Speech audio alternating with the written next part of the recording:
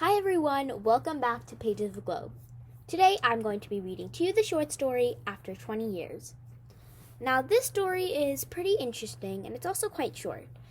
Basically it's about these two friends who decided to meet each other after they have kind of found themselves, found their calling, and made a lot of money. So they decide to make a deal one day. They're sitting at a restaurant, it's like 10 p.m., and they're like 20 years later at this exact time, on this exact day, we are going to meet. No matter what the circumstances we are in, no matter how far we have to travel, no matter where we are, we will meet right back here. And they're like, okay. Now, both of these people, their name is Bob and Jimmy. Now, one day, a police officer is walking past the streets when he sees Bob waiting for someone, or he's just standing around. So, the police officer comes up to him and he's like, hey, who are you? What are you doing here? And Bob's like, oh, yeah, I'm just here to kind of look at the restaurant. There used to be a restaurant here and I'm waiting for someone. And the police officer's like, that restaurant was closed 5 years ago, so I don't think your friend's gonna come. And Bob is just like, no, he's gonna come, trust me. And the way Bob describes his friend Jimmy, he almost acts as if he's like the best person in the world. And he even says himself, he is the truest, stanchest old chap in the world. And he's extremely excited to meet his buddy. Now, even though the friends have not directly communicated with each other over time, their bond remains so strong that they both have decided to keep their appointment. Obviously, that's what Bob thinks. Now, this title does reflect that the action of the story takes place after 20 years of time has elapsed. So, obviously, this friendship has to be something that's extremely important to both of them in order for them to meet. Because, like I said, no matter what the circumstances are, no matter how far you have to travel, Bob himself says he had to travel more than 1,000 miles just to get there, which is a lot, especially back in the day that this story was written. That would take like almost months of just traveling. Now, obviously, the theme of the story is pretty obvious. It's the fact that 20 years can change circumstances. Time can change circumstances, maybe, but if you have a strong bond with someone, time cannot do anything to that. Distance cannot do anything to that. And this is a very common theme. We've been shown this in so many different movies. There's so many different cinematic shows out there that show this. Obviously, this is a very common theme, but O. Henry was definitely, he created this moment. He created this theme in a very beautiful way. Now, if you'd like to learn more about the author, here are a couple facts about him. O. Henry, born William Sidney Porter, was born on September 11th, 1862, and died on June 5th, 1910. He was born in North Carolina and then moved to Texas in 1882, where he met his wife, with whom he had 2 children. In 1902, his wife unfortunately died and he moved to New York, where he soon remarried. It was while he was in New York that his most intensive writing period occurred, with him writing 381 short stories.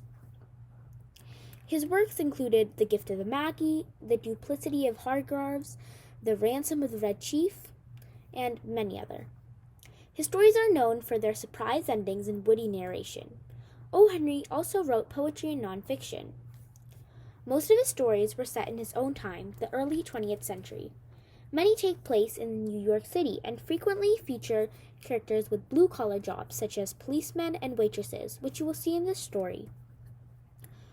Now, as for his legacy, the O. Henry Award is a prestigious annual prize named after him and given to outstanding short stories. You may have heard that many of the short stories that I read, their authors have earned the O. Henry Award or have been nominated for that. This is a very distinguished award, and not many people get it. A film was also made in 1952 featuring 5 stories called O. Henry's Full House. The episode The Cop and the Anthem, starring Charles Laughton and the Marilyn Monroe, got the most critical acclaim. The other stories were The Clarion Call, starring Richard Widmark, The Last Leaf, The Ransom of the Red Chief, starring Fred Allen and Oscar Levant, and The Gift of the Magi. So obviously, this film was extremely important, and many people watched it.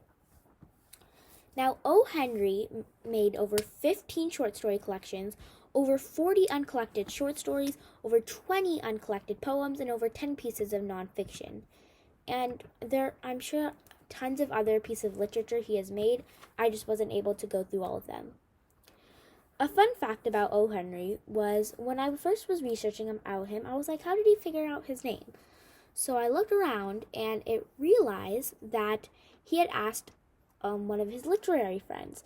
And he was like, I don't know if the stuff that I'm going to send out to different publishers is going to amount to much, so I want to get a literary alias. That way, if it doesn't, then I'll be able to protect my name. So his friend suggested that we get a newspaper, and they just pick a name from the first list of notables that we found it in. Now, in the society columns, obviously there is going to be tons of different accounts of people that went to different places, like balls. So they found an account of a fashionable ball, and they looked at the different notables. And so then at one point, they saw a name named Henry, which was a good last name, and they were like, okay, this is great, but I need a first name, and I want it to be short. So don't get any of your 3-syllable names for me. So then his friend was like, okay, just use an initial letter. So then O. Henry was like, okay, I'll do O because it's the easiest letter to write. So that way his alias O. Henry was born. And at one point when a newspaper researcher asked him what O stood for, he said Oliver. Now, without further ado, let's get on to the story. Remember to like, share, subscribe, and comment down below what short story you would like to hear next. I want to hear from you guys, and I want to read something that would make you really interested, or comment down below a genre that you really like action or romance or comedy. After 20 Years by O. Henry. The policeman on the beat moved up the avenue impressively. The impressiveness was habitual and not for show, for spectators were few. The time was barely 10 o'clock at night, but chilly gusts of wind with a taste of rain in them had well nigh developed the streets. Trying doors as he went, twirling his club with many intricate and artful movements, turning now and then to cast his watchful eyes adon the pacific thoroughfare, the officer with his stalwart form and slight swagger made a fine picture of a guardian of peace. The vicinity was one that kept early hours. Now and then you might see the lights of a cigar store or of an all-night lunch counter, but the majority of the doors belonged to business places that had long since been closed. When about midday of a certain block, the policeman suddenly slowed his walk. In the doorway of a darkened hardware store, a man leaned with an unlighted cigar in his mouth. As a policeman walked up to him, the man spoke quickly. "It's all right, officer," he said reassuringly. "I'm just waiting for a friend. It's an appointment made 20 years ago. Sounds a little funny to you, doesn't it? Well, I'll explain it if you would like to make it certain it's all straight. About that long ago, there used to be a restaurant where this store stands. Big Joe, Brady's restaurant. Until 5 years ago," said the policeman, "it was torn down then." The man in the doorway struck a match and lit his cigar.